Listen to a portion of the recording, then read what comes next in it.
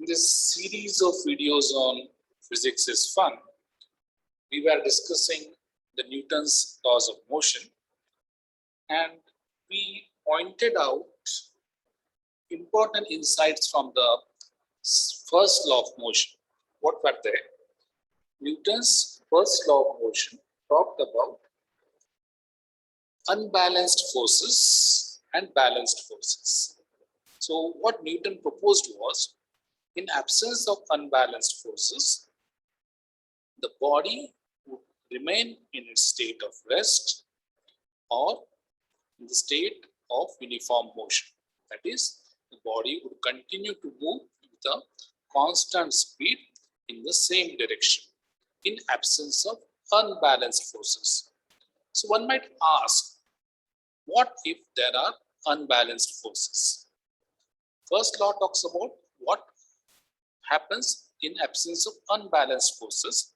Second law talks about what if there exist unbalanced forces.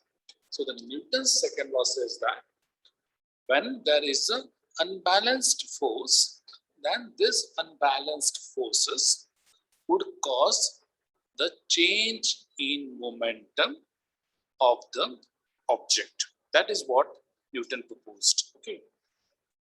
So the second law of motion statement is the rate of change of momentum is directly proportional to the net force, and the direction of that is the direction of the force.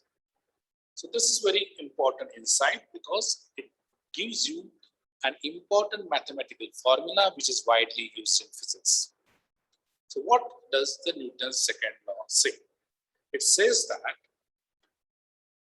whenever there is a net unbalanced force, then that results in the rate of change of momentum. So unbalanced force causes rate of change of momentum, and not only that, that is directly proportional to the rate of change of momentum is directly proportional to the net force. And he also mentions that the direction is the same as the direction of the force. So delta mv by t, delta mv is what? Delta mv is the change of momentum. Momentum is mass into velocity. So delta mv is the change of momentum, and delta mv upon t is the rate of change of momentum is equal to F net, where F net is the net unbalanced force. So mathematically speaking, we always talk about this formula F net is equal to ma. How this formula comes is from this. F net is, we said, delta mv upon t, where delta mv is the change of momentum upon t means rate of change of momentum.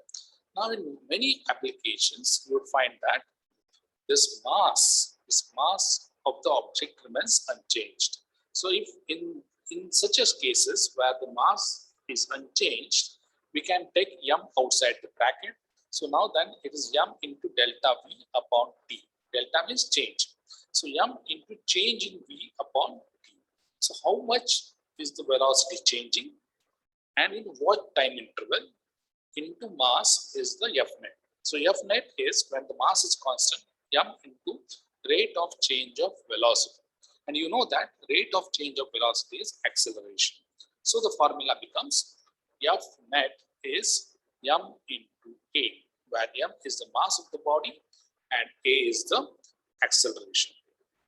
So what insights do we get from this? The very interesting insight we get is whenever the forces are unbalanced, okay, and we said that the second law talks about the case when the forces are unbalanced, there is an acceleration. So whenever the forces are unbalanced, unbalanced forces exist on an object, then the object undergoes an acceleration.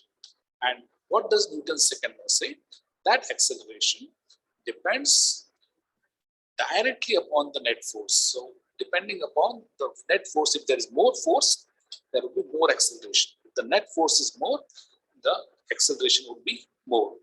and it is inversely related to the object's mass. Hence, A is equal to F net upon M. That is another way of expressing the Newton's law of motion. I hope this is very clear to you that Newton's law of motion talks about the case where the forces are unbalanced, and it says that there is an acceleration because of net unbalanced force, and that acceleration is directly proportional to the net force and inversely proportional to the object's mass. Obviously, here we are assuming that the mass is constant. Okay, thank you very much. Bye for now.